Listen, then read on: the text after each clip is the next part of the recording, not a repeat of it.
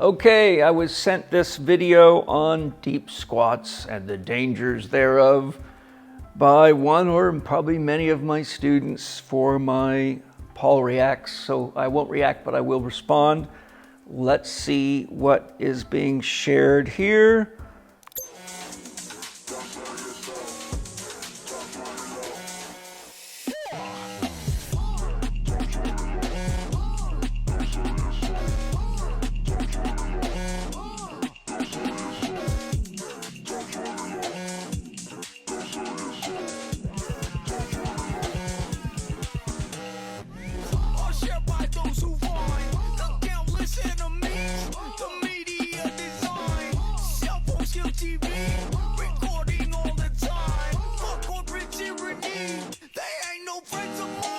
Well, let's see. That's certainly an interesting viewpoint.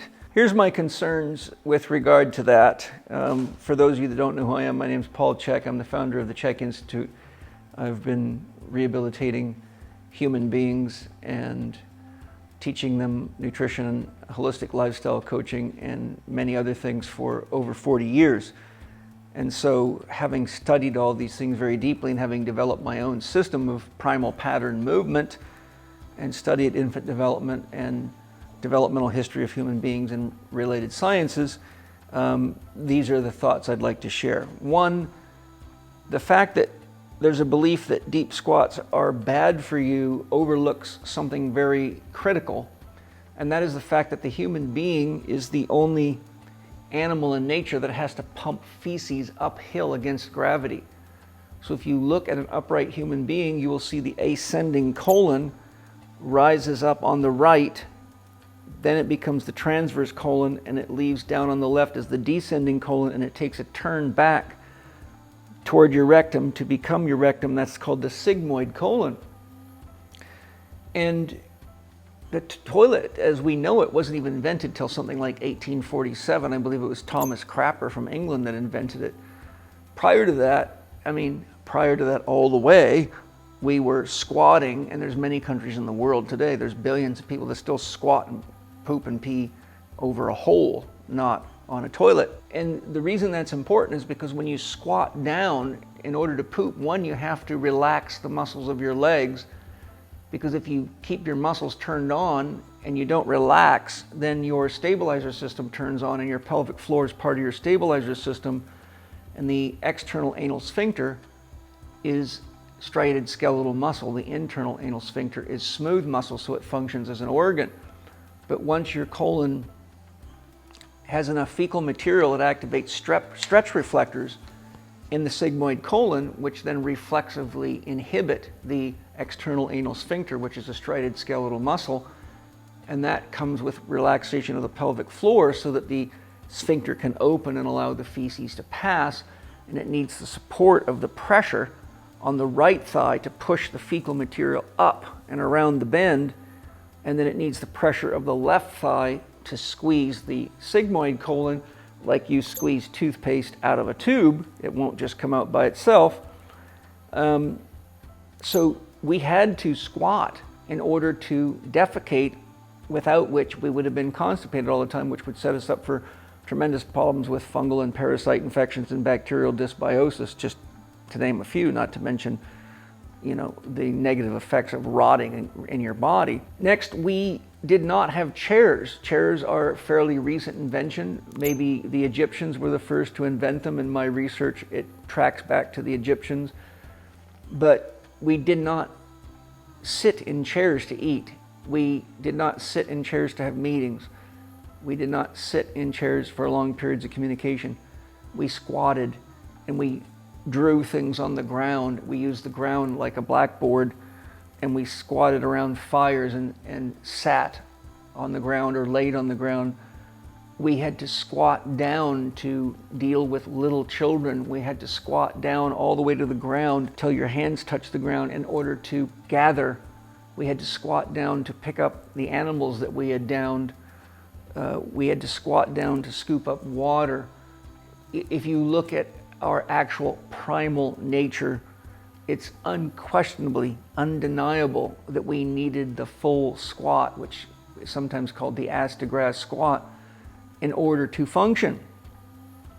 Now, the concept that the full squat like that is going to hurt you and stretch out ligaments and all the things claimed in this video is actually only partially true. And it's only true because we have gotten so far from our natural primal state that we're not really even the healthy animal with a human mind that we once used to be. We are now dealing with people that are obese, that are sick, that are broken, that are malformed.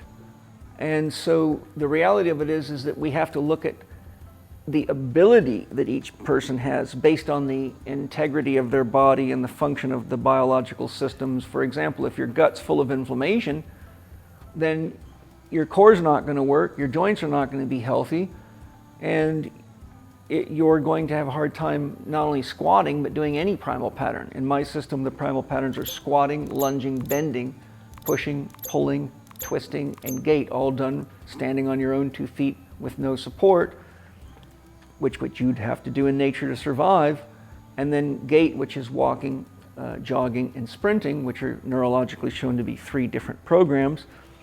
So if we can't do those, it's either because we have some kind of structural limitation, which means a limit in ability, and therefore to try to do it could cause problems, or we have a disintegration problem, which is what the domain of rehabilitation is, and that's what I teach.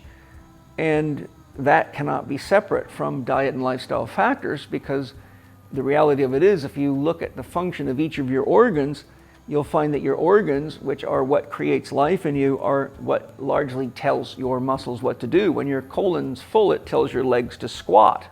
It doesn't say to do a partial squat. It doesn't say to jump. It doesn't say to run. If you're under threat, then your instinct survival is to use the primal pattern of sprinting in many instances. If you're hungry, then the stomach tells your body to go hunting. If you're experiencing the sex organs talking to you and saying, let's procreate, then it tells the musculoskeletal system to go find somebody to procreate with. And if your heart feels empty, it says, go spend time with someone that might share love with you.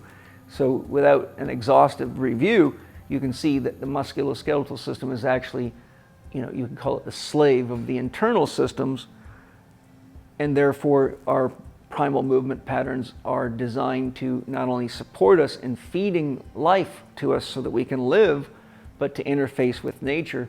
And you could not do that without a functional squat, the ability to bend while standing on your own 2 feet, push, pull, lunge, and run. And in some regions of the world, you probably could add swimming to that for the obvious reasons that we had to live near water, be in water, traverse water, etc. So to close my commentary, I think when we make blanket statements like this, we actually create a half-truth or a partial truth. And half-truths and partial truths, not being completely wrong, are often overlooked by people because it's not obvious enough for the uneducated to actually see that they're being potentially misled and in ways that can be very important. One of my rules as a therapist with regard to primal patterns is if you can't, you must. If you can't squat, then how are you going to get on and off a toilet? How are you going to get in and out of a car? Getting in and out of a car is a single-legged squat with a lateral shift and a twist. It's a very complex movement. So when people come to me injured and I test their primal patterns to the degree that they cannot do a primal pattern efficiently and effectively standing on their own 2 feet with no external support, I know that I must rehabilitate their ability to do that and look at all the factors necessary, from diet to lifestyle to psychology to environment, to do that, to orthopedics, to genetics, to structural damage, whatever I've got to work with.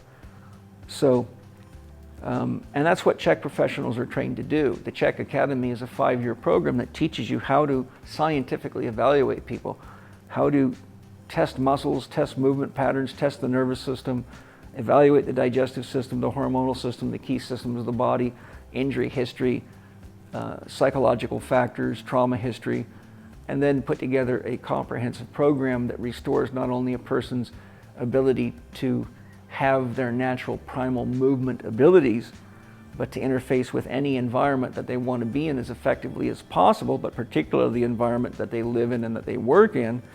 And then from there, you can find that most people can easily do these movements, and there is no risk of any of these things.